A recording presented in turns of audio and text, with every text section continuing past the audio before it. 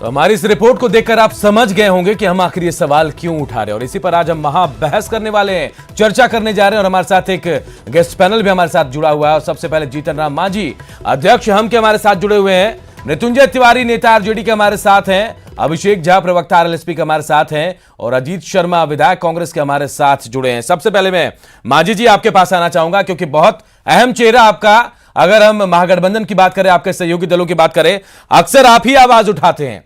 क्या होगा मार्च के बाद? क्या वाकई गठबंधन खत्म हो जाएगा? देखिए, हम कोई हठ धर्मिता की बात नहीं करते हैं। हम जनतांत्रिक मूल्यों को अक्षुण्ण रखना चाहते हैं और उसका तगाजा यही है कि जब गठबंधन में हम लोग कई घटक हैं तो सबके राय विचार से कोई भी निर्णय होना चाहिए। और इसी के लिए डे वन से हम कह रहे हैं कि महागठबंधन में हर हालत में कोऑर्डिनेशन कमेटी बने और कोऑर्डिनेशन कमेटी बनने का बहुत बार ऐसा हमने समय दिया कि अब नहीं बनेगा तो हम लोग सोचेंगे, तब नहीं बनेगा तो हम लोग सोचेंगे। अब एकदम अंतिम क्षण आ गया और हम तो कह ही रहे हैं, अकेले नहीं हैं, कांग्रेस के लोग भी कह रहे हैं, रालोसपा के लोग भी कह रहे हैं, वीआई पार्टी के लोग कह रहे हैं।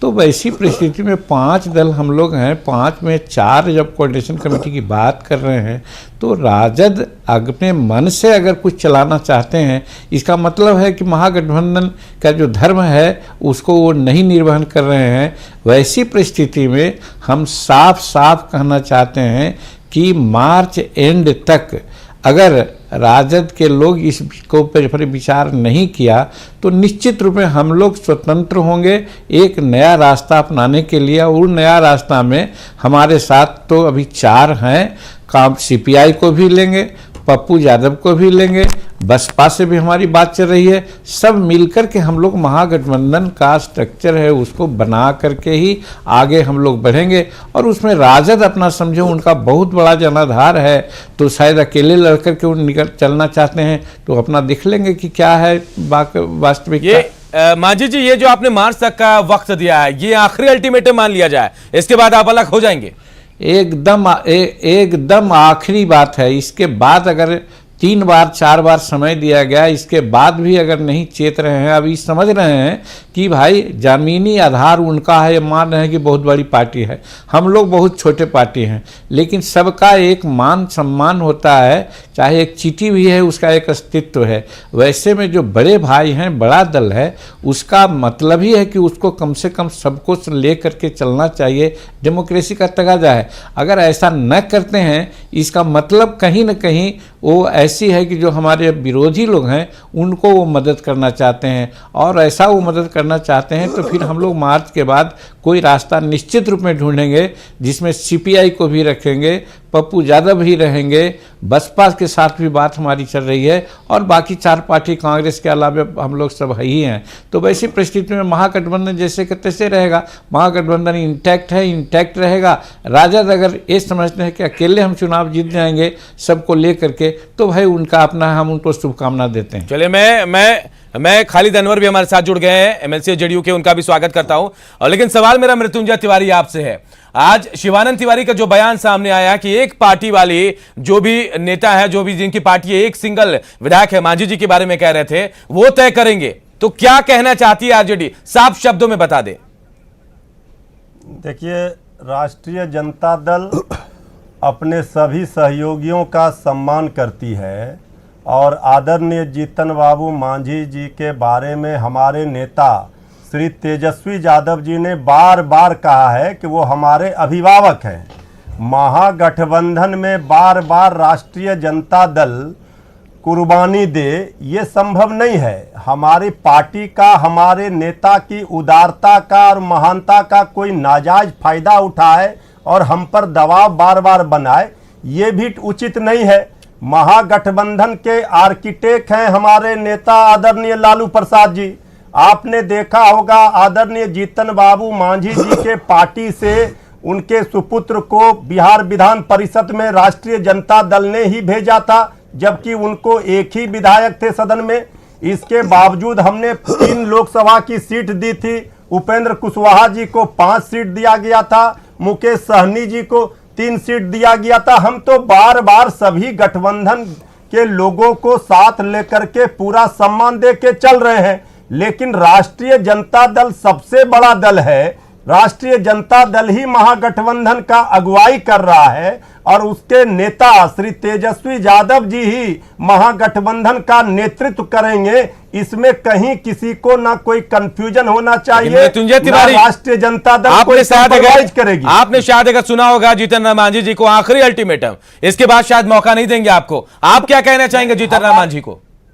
हमारे अभिभावक हैं आदरणीय जीतन बाबू मांझी जी, हम लोगों के अभिभावक हैं, बड़े नेता हैं, हम लोगों का पूरा सम्मान है उनके प्रति। वो एनडीए छोड़ करके उनको वहां सम्मान नहीं मिला था, हम लोगों के विचारधारा के साथ आए और लेकिन जीतन राम मांझी जी ये कह रहे हैं कि बार बार कोऑर्डिनेशन कमेटी की मांग कर रहे हैं। सम्मान शायद आपकी तरफ से नहीं मिल रहा है, अगर मिलता है तो शायद कोऑर्डिनेशन कमेटी बनती। ये कोऑर्डिनेशन कमेटी तो जीतन बाबू मांझी जी खुद महागठबंधन के बड़े नेता हैं, और श्री तेजस्वी यादव जी हो, चाहे कांग्रेस के राष्ट्रीय अध्यक्ष सोनिया गांधी जी हो, राहुल गांधी जी हो, उपेंद्र कुशवाहा जी हो, मुकेश सहनी जी हो, जो नेतृत्व कर रहे हैं महागठबंधन के दलों का, वो सब एकजुट होकर के यहाँ हाथ और गले नहीं मिला हुआ है, दिल मिला हुआ है। लेकिन कुछ लोग अगर इस तरह का तिवारी, शायद बात आप अपने मुंह से जरूर कह रहे हैं, दिल मिले ना मिले ये मांझी जी के बयान से साफ समझ में आ रहा है। मैं अजीत शर्मा जी के पास आऊंगा। अजीत जी, कांग्रेस हमेशा साइलेंट मोड में है, थोड़ा झटका लगा होगा राज्यसभा चुनाव के नॉमिनेशन को लेकर। आपकी क्या राय है? आप मांझी जी के साथ जाएंगे, आरजेडी के साथ जाएंगे? भाई ये तो तय होगा जब वक्त आएगा, जब हमारे आदरणीय सोनिया गांधी जी, राहुल गांधी तय करेंगे। कांग्रेस पूरे देश में सबसे बड़ी पार्टी है और वो बिहार में, चूंकि आप देखिए कि भारतवर्ष जब आज़ाद कराने में कांग्रेस का क्या अहम भूमिका है, किसके साथ जाएंगे ये तय नहीं है, लेकिन यह बात है कि कांग्रेस बीजेपी को हराने के लिए गठबंधन करती है। और गठबंधन हम लोग का मानना है कि बराबरी का होना चाहिए और सब लोग मिलजुल के करना चाहिए, ताकि जो बिहार की जनता की अपेक्षाएं हैं कि विकास अवरुद्ध हुआ है, कोई काम नहीं हो रहा है, निश्चित तौर पर जनता ठगा महसूस कर रही है, चाहे बेरोजगारी का मामला हो, चाहे शिक्षा का मामला हो, निश्चित तौर पर गठबंधन की ओर कांग्रेस राजद जो गठबंधन है उसकी ओर पूरी जनता देख रही है। और मैं आपको बता दूं, आप बराबर की बात कह रहे हैं अजीत जी, बराबर की बात तो कह रहे हैं, लेकिन जिस तरह से राज्यसभा चुनाव में हुआ और बाकी जो सहयोगी पार्टी है, चाहे आरएलएसपी हो, हम हो या फिर मुकेश सहनी के वीआईपी पार्टी, आपका समर्थन करते नजर आए, लेकिन शायद वहां आपको बराबर का दर्जा नहीं मिला, ऐसा जीतन राम मांझी साहब भी कह रहे हैं। अब क्या तय करना है आपको? ऐसा है कि राज्यसभा में यह निश्चित है कि उनको 79 सीट्स राजद जीती थी, हम लोग 26 पे हैं, वो लोग 79 पे है। निश्चित तौर पर वो ज्यादा सीट जीते थे तो उन्होंने दोनों सीट लिया है।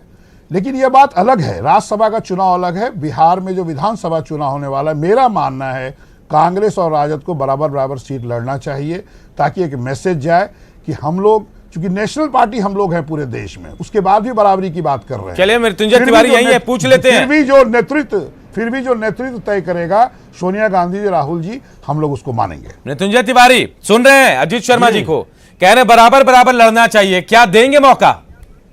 नहीं, देखिए माननीय विधायक अजीत शर्मा जी हमारे बड़े भाई हैं, इनका जो भावना है ये तो हमारा शीर्ष नेतृत्व तय करेगा। लेकिन इतना मैं बता देना चाहता हूं, राज्यों की परिस्थितियां अलग होती हैं।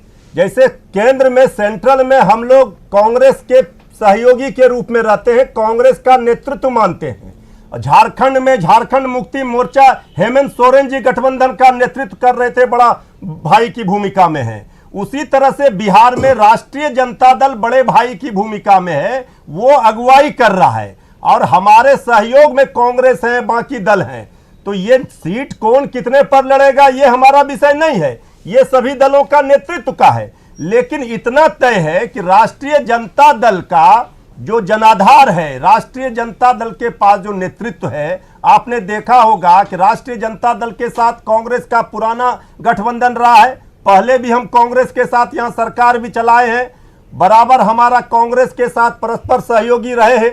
लेकिन अब सीटों को लेकर के लड़ाई नहीं है, लड़ाई है विचारधारा की जिस विचारधारा की लड़ाई हम कांग्रेस का साथ दिल्ली में देते हैं, ताकत कांग्रेस मृत्युंजय को, तिवारी, आप ये यहाँ बात राष्ट्रीय कहते तो जनता जरूर दल- है, लेकिन लड़ाई आखिरकार सीट की होती है। मैं अभिषेक झा के पास आऊंगा। अभिषेक, अभी आप राज्यसभा आपके जो को नेता हैं लेकर लगातार कहीं जीतन कोई राम मांझी का कुछ साथ नहीं दे रहे हुआ है। हैं, कुछ आपको लोग लगता है इस कि तरह का गठबंधन भ्रम बन फैला पाएगा? रहे हैं। देखिए, ये तो भविष्य के गर्भ में छुपा है कि हमारे गठबंधन का स्वरूप कैसे होगा, हम कैसे आगे बढ़ पाएंगे। अनूप जी, हम 4-5 दोस्त हैं, एक हमारा कॉमन लक्ष्य है, हम आगे बढ़ने की कोशिश कर रहे हैं। अगर हमारे पास प्लानिंग नहीं होगी तो शायद हम उस तरह से सफलता हासिल नहीं कर पाएंगे। इसीलिए आदरणीय जीतन राम मांझी जी की मांग हो, मुकेश सहनी जी की मांग हो, उनका समर्थन अगर उपेंद्र कुशवाहा जी कर रहे हैं, यह सब जेन्युइन है कि जब तक एक कोऑर्डिनेशन कमेटी नहीं बनती है तब तक हम सही तरीके से आगे नहीं बढ़ सकते हैं। देखिए, मैं आपका ध्यान लेके जाना चाहता हूं झारखंड की तरफ। झारखंड में महागठबंधन का जैसा भी स्वरूप था, आपस में कोऑर्डिनेशन बढ़िया था, इसीलिए इतने अच्छे परिणाम आए।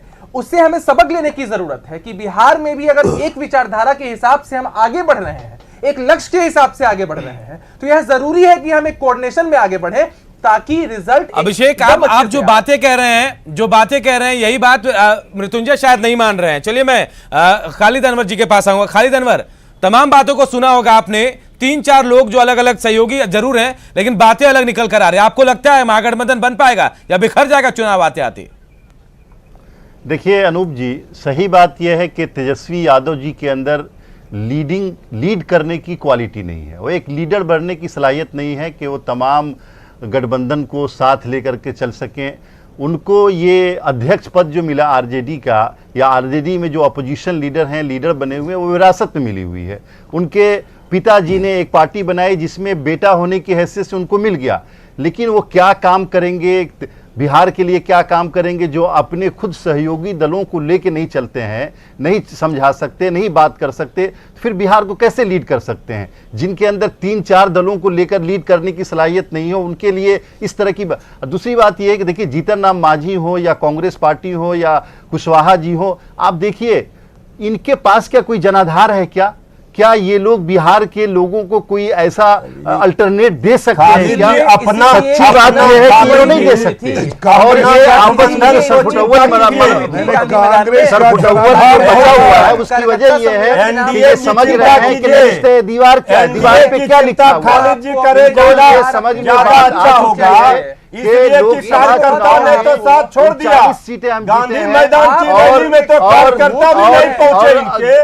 ये हमें उपदेश दे रहे हैं। विधानसभा में ये बिल्कुल केंद्र सरकार के मंत्री बेगूसराय में एसपी को फोन लगाकर कह रहे हैं ये मसला है, बेगूसराय और खाली इसलिए कर दिया जाए, मचा हुआ और है। बिहार सरकार के मंत्री कह रहे हैं अधिकारी नहीं सुन रहा। न कांग्रेस यहाँ है अपना एनडीए का चुनाव देखिए, यहाँ की चिंता मत कीजिए। और अब चिराग पासवान जी ने कहा है कि लॉ एंड ऑर्डर ध्वस्त है बिहार में। नियोजित अब इनका चिंता एनडीए की कीजिए, हमारी चिंता छोड़ दीजिए। चलिए मैं जीतन राम मांझी के पास आऊंगा। जीतन राम मांझी जी, जो सवाल आप कर रहे हैं कि आपने अल्टीमेटम दिया है, मृत्युंजय तिवारी आपको अभिभावक मान रहे हैं, लेकिन क्या आपको वो सम्मान मिल पाया? आपको ऐसा लगता है कोऑर्डिनेशन कमेटी की मांग करते रहे, आपकी मांग को अनसुना कर दिया गया? देखिए, मृत्युंजय तिवारी जी को हम सम्मान करते हैं, वो हम लोगों से के प्रिय हैं, लेकिन एक बात जो बोलते हैं कितना दम भरी बात है कि हमने उनको इतना सीट दिया। आप कौन सीट देने वाले होते हैं?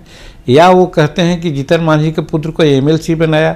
लालू प्रसाद जी से पूछे कि जीतन मांझी एप्लीकेशन नहीं देने गया था कि हाँ हम आपके पास आवेंगे। लालू यादव दर्जनों बार रिक्वेस्ट किए, तब हम आए, और अररिया की सीट मेरे चलते जीते थे। जहानाबाद जीते थे 12-14 हज़ार वोट से, जीते 37,000 वोट से। वो सब जीतन मांझी का प्रागत, तो उस समय वाली भूल गए, आवाज़ कहते हैं कि हमने उनको दिया। यही तो मेरा कहना है कि पार्टी बड़े हैं आप ज़्यादा मेंबर रहिए, छोटी पार्टी एक मेंबर रहेगा, 6 आदमी मिलके 7 आदमी मिलकर के रणनीति तय करके जिसको नेता बनाना है। हम तो कह रहे हैं, हो सकता है कि हम लोग सब मान जाएं कि तेजस्वी ही नेता होंगे, लेकिन एक साथ मिल करके हम लोग प्रेस कॉन्फ्रेंस करें कि हाँ एक कमेटी ने तय किया कि तेजस्वी प्रसाद ही नेता होंगे। ये बात करने में कौन दिक्कत की बात है? लेकिन ये तो घमंड में है कि हमने वैसा किया, तो वही तो कहते हैं कि अगर आपने वैसा किया है तो बाकी जितने भी दल हम लोग हैं अलग हो रहे हैं, हो जाएंगे, और बाकी लोगों को लेकर चलेंगे। आप अकेले चुनाव लड़ करके 2010 में देखे थे ना,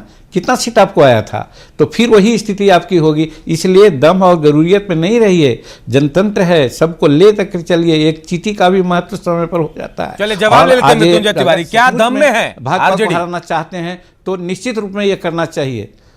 मृत्युंजय तिवारी, सीधा सीधा सवाल दाग दिया है मांझी जी ने आपके ऊपर। नहीं, आदरणीय मांझी साहब हम लोगों के अभिभावक हैं। मैं उनके ऊपर, उनके बयानों पर कोई टिप्पणी नहीं करूंगा। मैं उनका सम्मान करता हूं, हमारी पार्टी उनका सम्मान करती है। जो भी चीज़ है उनका गिरभांशेष, हमारे सभी दल के सभी सहयोगी बैठ करके, वो खुद अभिभावक हैं, महागठबंधन के बड़े नेता हैं, वो खुद बैठ करके सब लोग तय कर लेंगे। तिवारी, कहीं सवाल तो कोई यही है कि परेशानी कब नहीं होगा। कब वो वक्त आएगा? दिसंबर से शायद, मुझे जहां तक याद है दिसंबर से मांझी जी डिमांड कर रहे हैं, लेकिन मार्च आ गया, शायद वो वक्त नहीं आया। अभी सब लोग अपने अपने तरीके से, हम भी 243 सीटों पर तैयारी कर रहे हैं। अगर हम सब सीटों पर तैयारी रखेंगे, आरजेडी सब सीटों पर मजबूत होगी, तभी हम अपने सहयोगियों को, जिसको जो सीट जाएगा वहां हम उनको मदद कर पाएंगे। चलिए मैं अजीत शर्मा के पास आता हूं। अजीत शर्मा, अगर ऐसी परिस्थिति बनती है कि मांझी जी अलग हो जाते हैं तो आप किसका साथ देंगे? हाँ, आरजेडी का देंगे या फिर मांझी जी के साथ जाएंगे आप? अभी अलग होने की बात नहीं है, ये कांग्रेस नेतृत्व तय करेगा। लेकिन अभी अनवर साहब कह रहे थे कि जनाधार नहीं है। मैं इनको बताना चाहता हूं, कांग्रेस का जनाधार जड़ तक है, ऐसा नहीं है। आप इस बार चुनाव में इनको पता चलेगा कि कांग्रेस का जनाधार क्या है। दूसरी बात, ये कौन कितने पे लड़ेगा नहीं लड़ेगा यह तो ऊपर के नेतृत्व तय करेगा। इसकी लड़ाई है ही नहीं। लड़ाई है कि बीजेपी को रोकने के लिए हम लोग गठबंधन बनाना है, आगे भी बना है। रहा कि तय क्या होगा, कौन कितना अजीत शर्मा, सीट वक्त की थोड़ी कमी है। अभिषेक, आपके पास आऊंगा, आपको क्या लग रहा है? मांझी जी के जो तेवर हैं और जो मृत्युंजय तिवारी कह रहे हैं, क्या समन्वय बनेगा? देखिए, मांझी जी ने जो भी कहा है हम सब उनका बड़ा सम्मान करते हैं। उन्होंने सोच समझ के स्वविवेक से सब कुछ कहा है। उनकी जो भी बात शुरू से रही है एकदम जायज है। हम भी उस मांग का पुरजोर समर्थन करते हैं। चलिए, मैं खालिद अनवर, बिल्कुल हाँ या ना में महागठबंधन रहेगा या खत्म हो जाएगा? नहीं होगी तब तक कुछ हो ही नहीं पाएगा। देखिए, महागठबंधन तो रहेगा नहीं, और जो पार्टियां एनडीए खत्म हो जाएगा, महागठबंधन रहा है, रहेगा, सीटें भी और नहीं मिलेंगी। महाविजय होगा महागठबंधन। चलिए, बहुत बहुत शुक्रिया हमारे साथ इस महाबहस में चर्चा में शामिल होने के लिए। और देखिए, हमने क्या बिहार में महागठबंधन खत्म हो चुका है इस सवाल पर एक पोल भी कराया। इस पोल के मुताबिक लगभग 79% लोग मानते हैं कि हाँ, बिहार में महागठबंधन खत्म हो चुका है, जबकि 21% लोगों ने इस सवाल का जवाब ना में दिया है। तो देखिए, ये पोल भी अपने आप में बहुत कुछ कह रहा है और आने वाले वक्त में शायद ये भी तय हो जाएगा कि कौन महागठबंधन में रहेगा या फिर अलग हो जाएगा। महाबहस में आज फिलहाल इतना ही।